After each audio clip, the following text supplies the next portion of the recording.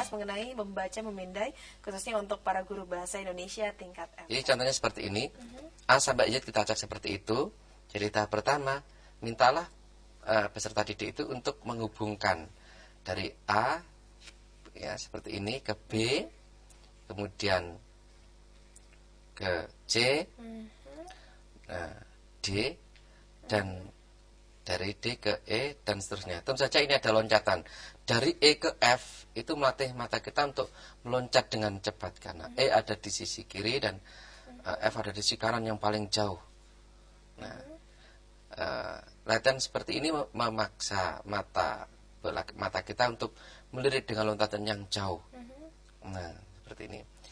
Jadi kadang-kadang secara berkelakar saya juga mengatakan jadi yang matanya pandai lirak-lirik itu mungkin menjadi ukuran bahwa bisa membaca dengan cepat gitu. Oke. Nah, seperti ini latihannya untuk fiksasi.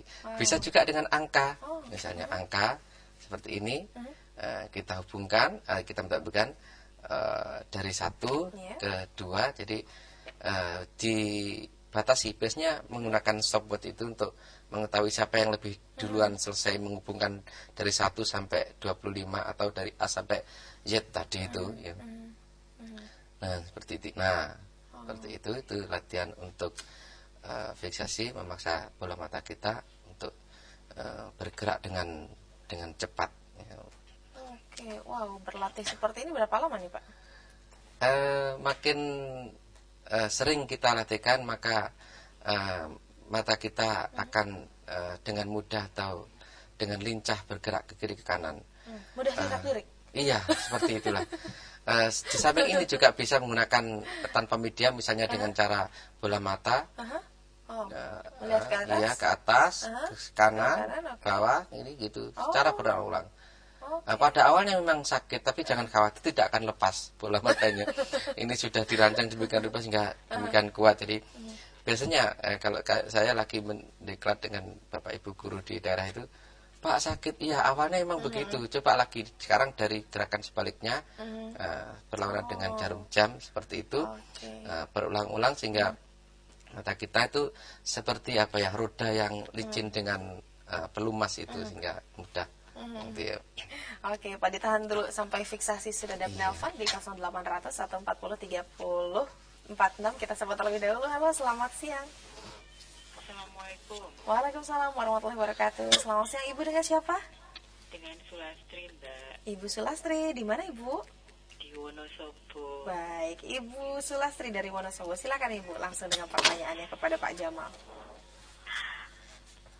Begini Bapak, saya mau tanya bagaimana untuk anak-anak yang mempunyai cacat mata seperti silinder atau minus, apakah juga bisa digunakan cara seperti ini efektif ini untuk fiksasi itu Pak?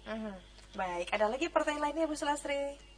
Ya gitu saja Pak. Baik, Mbak, terima kasih. Sama-sama, terima kasih. Assalamualaikum. Nah ini dia Pak, mungkin mengenai keterbatasan seseorang, bagaimana Pak untuk cara seperti ini, terima fiksasi kasih. ini? Apakah mungkin ada penggantinya atau memang cara ini bisa juga dilakukan? Ibu Sulastri di Wonosobo ya, terima kasih Ibu responnya. Tidak liburan ini punya Ibu Sulastri ini nonton televisi. Begini Bu, saya juga silinder Bu ini kacamata saya itu. Justru ketika masih anak-anak kita latihkan ini, maka insya Allah tidak sampai silinder karena kita sudah melatih mata itu sejak sebelum ketika masih normal kita latihkan seperti itu. Justru karena kecilnya kita tidak berlatih seperti ini, maka cenderung untuk tidak bisa bergerak dan itu namanya tidak bisa fokus kan gitu ya. Makanya perlu silinder. Nah, bagi yang sudah punya kelainan seperti itu, seperti saya, latihan seperti ini pun masih efektif.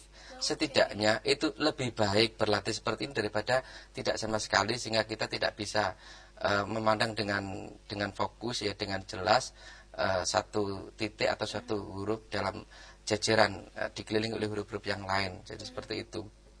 Jadi masih efektif Ibu untuk dilatih baik sebelum kena silinder atau sudah kena silinder gitu. Kalau ya. sudah silinder mungkin bagaimana? Iya, latihan seperti ini akan memaksa untuk mata dalam tanda petiknya untuk memfokuskan itu, sehingga latihannya memang seperti itu. Supaya sedikit demi sedikit berkurang gitu. Oke, tapi untuk yang seperti ini apakah waktu yang diluangkan harus lebih banyak dibandingkan mereka yang lain atau bagaimana, Pak? Yang jelas lebih sabar juga, harus lebih sabar, harus lebih banyak, karena ini kan kita menyebutnya sebagai anak yang berkebutuhan khusus. Jadi pada umumnya Bapak Ibu guru mengira atau menganggap atau mengasumsikan bahwa murid-muridnya di kelas itu adalah sama secara umum gitu, padahal ada di antara anak itu yang memiliki kebutuhan khusus seperti yang diceritakan oleh Bu Sulastri. Nah, untuk yang seperti ini kita melakukan perlakuannya juga secara spesifik gitu, sesuai dengan kebutuhannya. Ya, baik, intinya bisa saja dilakukan bisa, ya untuk anak-anak yang mungkin memiliki masalah di penglihatan begitu ya. Hanya memang waktu yang dilakukan harus lebih banyak dan harus lebih sabar begitu. Gitu ya, Pak ya. Baik. Nah, tadi sampai fiksasi. Nah, cara berikutnya untuk kita bisa belajar membaca memindai adalah satu lagi persepsi. Bagaimana nih, Pak?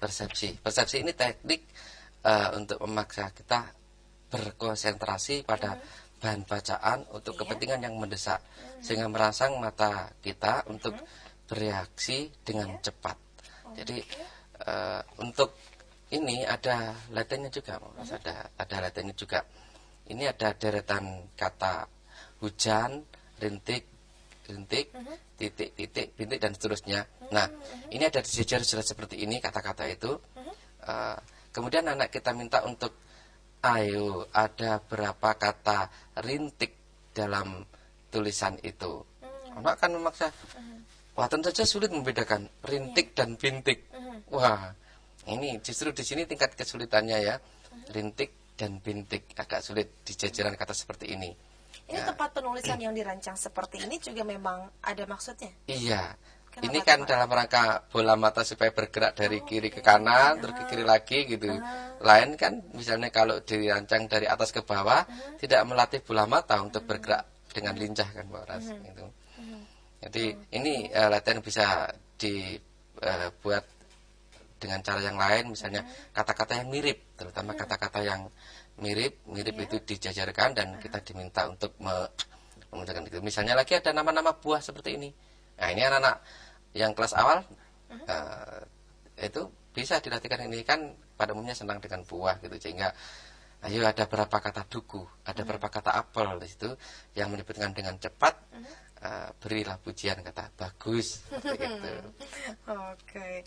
Wah, ternyata caranya walaupun hanya 3, walaupun terlihat sederhana, tetapi juga memang butuh butuh keinginan kita yang kuat untuk bisa kita melakukan ketiga hal ini, karena kalau kita perhatikan lumayan juga ya. Baik, Pak, ternyata kita sudah sampai pada kesimpulan dari topik bahasan kita kali ini mengenai membaca memindai. Apa nih, Pak, kesimpulan dari materi kita bahasan membaca memindai itu adalah teknik membaca cepat, bertujuan untuk mencari informasi dengan cepat dengan cara melewati bacaan-bacaan atau tulisan yang tidak berhubungan dengan kita cari, yang tidak penting. Jadi langsung to the point. Seperti contohnya adalah melihat pengumuman, melihat nomor dalam telepon, melihat nama-nama dalam telepon itu, dan seterusnya. Untuk membaca cepat, memindai seperti itu. Dan latihannya itu bisa ada 3 tadi itu, latihan untuk berkonsentrasi, kemudian fiksasi dan persepsi. Baik, ya.